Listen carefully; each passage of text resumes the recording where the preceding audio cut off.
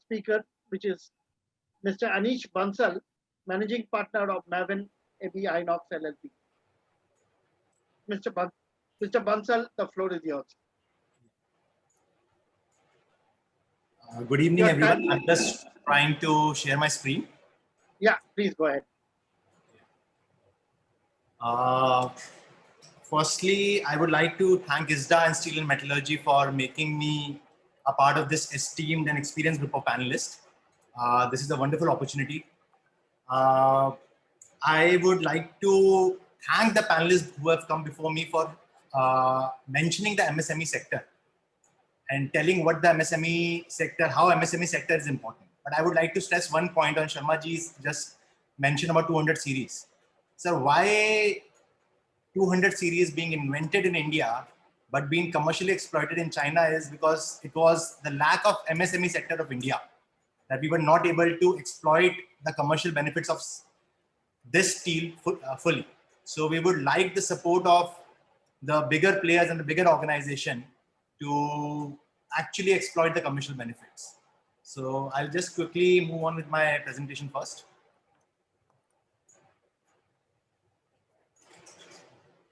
So I'll first talk about the markets. I'll only be focusing my points based on the MSME sector, which is the Pata industry, hollowware industry, and specifically pipe and tube industry. So my inputs will be more or less based on that. And there are regional, this COVID, like Sharmaji rightly pointed out, we are post-lockdown. We are still not post the pandemic right now. So there will be a regional differences in the inputs. Maharashtra being the worst hit and North being getting the better of the situation in these terms. So when the markets opened in May, there was a major gap in demand and supply. The supply side was majorly affected due to night curfews. There was an exodus of laborers moving out of the cities, and demand, which was the demand pipeline was completely empty, given that there was an abrupt lockdown that was established in the country during the end of March. So this enabled us a little bit, this because we were very apprehensive during the lockdown, and this enabled us a little bit so that we didn't have any inventory losses. We were able to get a fair price, a fair margin for the products we were selling. But this demand was only 60% of the pre-COVID level. And since our productions were at 40% of the pre-COVID level, we were able to exploit it to some extent. As we moved ahead to the months of June, August, and now we are into September, we are seeing that the demand has slowly crept below the supply point right now. And that is where my apprehension lies, because as an entrepreneur, I've always focused on my top line. We have always believed that if we follow the top line, the bottom line, the net profits will follow. But now is the time then that we do not focus on the top line. We should focus on the bottom line. No doubt, both of them will be severely hit, but they don't necessarily need to be hit by the same percentage. And even in countries like China, where steel producers have already declared cutting down production, and I think Outokumpu also mentioned in their presentation, in these countries, the mandate comes from the government and it is easier. But right now, in a country like India, this entirely lies on us. We need to make sure that we do not overfill the market right now. It will be catastrophic, in my opinion, because the fundamentals are strong. The ferroalloys are moving at a steady pace. Nickel is increasing, chrome is increasing, coke is increasing, and the demand is decreasing. So we are moving towards a cost push inflation right now. And if we overfill the market will crumble. So it's a request from my side to the organized sector, to the primary producers also, to help create an ecosystem which includes the MSME sector, which considers the MSME production also as a part of the production of India, and have your production and economies of scale lined according to the demand. Because we as small entrepreneurs, with the lack of finances that we have, we cannot take the majority of the hit right now. And it's a link, it's a chain. Everyone is connected to each other. So the production targets need to be curtailed in this.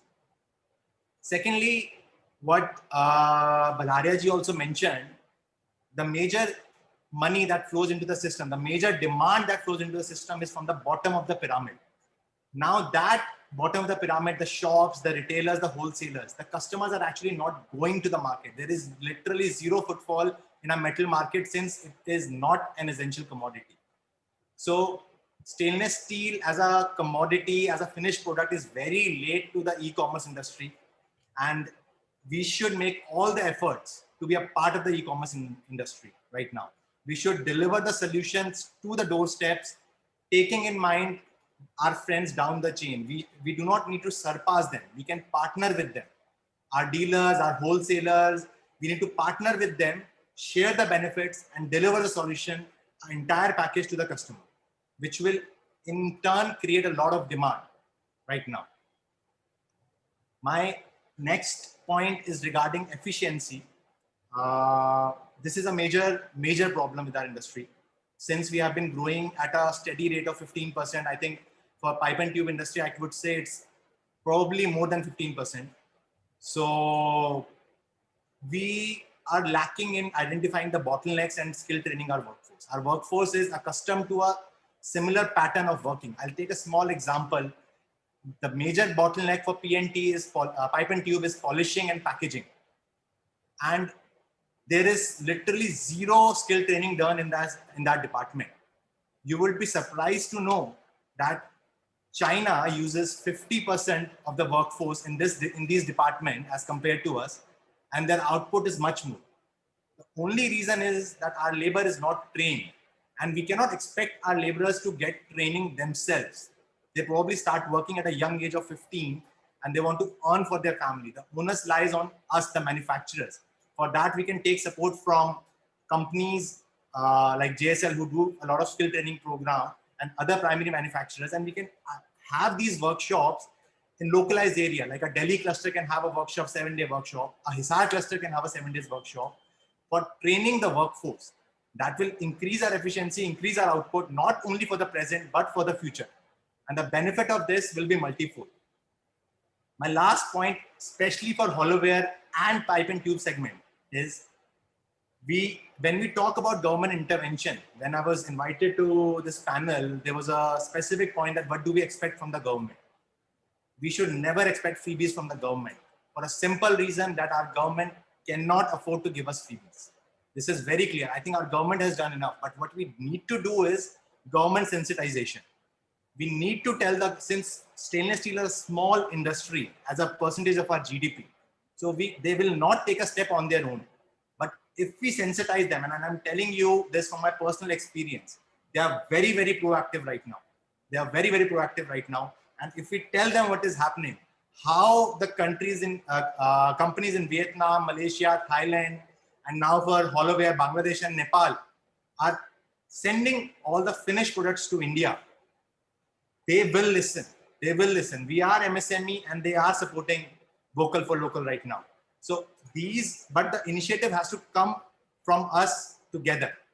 That is my request to all the manufacturers right now. And before summing up, I have a few points taken from the panelist point.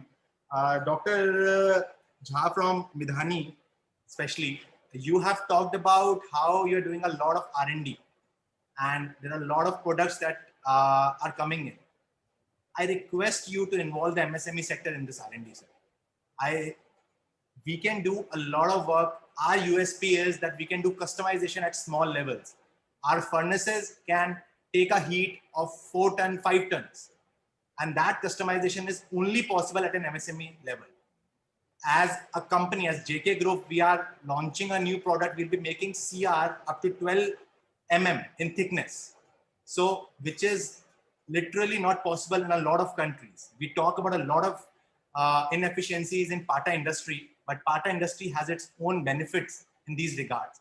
And if companies like Midhani can involve us in these R&D setups, we will help India grow. We can be a part of this growth. We can be a part of this exercise. We were talking about the green initiative. Mr. Collins also talked about the green initiative and how we should move towards green energy. Now, again, I will say that our MSME sector does not have the right exposure. I will give you a small example. Recently, due to the pollution norms, we had shifted to IGL gas for annealing. But since we have restriction of space, we cannot increase our furnace lengths. We cannot do that. The calorific value of gas is very less. Now we need guidance from the seniors, the associations, the international associations to actually take inputs and make this a success. Sir, I request you that do not consider MSME sector as a 250 or different manufacturers. Consider MSME sector as one company with 250 directors. And that is how we all can collectively grow, sir. And I will end with the last slide that our industry is growing. Maybe we'll have a negative growth this year, and we should have a negative growth this year so that our bottom lines are not affected. But next year we will make it up. We'll definitely make it up. And there's enough of pie for everyone to eat. We don't need a dog eat dog world here. And thank you for all the primary manufacturers to being there and being supporting us. And thank you again to ISDA and Steel and Metallurgy for this initiative. Thanks a lot, sir.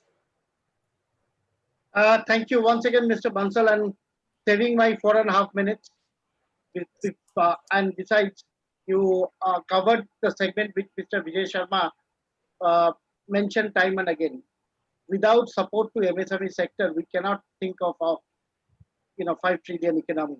We cannot think of an economy where everything will be hunky dory. So that's the key link to our entire chain. The MSME sector must grow, and for all support that the MSME sector needs, we fortunately have a very proactive Minister of MSME, Mr. Nitin Gadkari, who came to one of our webinars, and he mentioned clearly that Ministry of MSME is willing to give all support so that you get a chance. Today you are MSME, tomorrow you will be a bigger company. I mean, so the growth of the MSME sector is very, very, very significant in an economy like ours. We are dependent on it. I would like to again point out, I have had this a personal experience, and Mr. Sharma ji was personally involved in that experience. We have had a very proactive response from the government. All we need to do is point them to the right direction. That is all we need to do. Right, Mr. Bansal.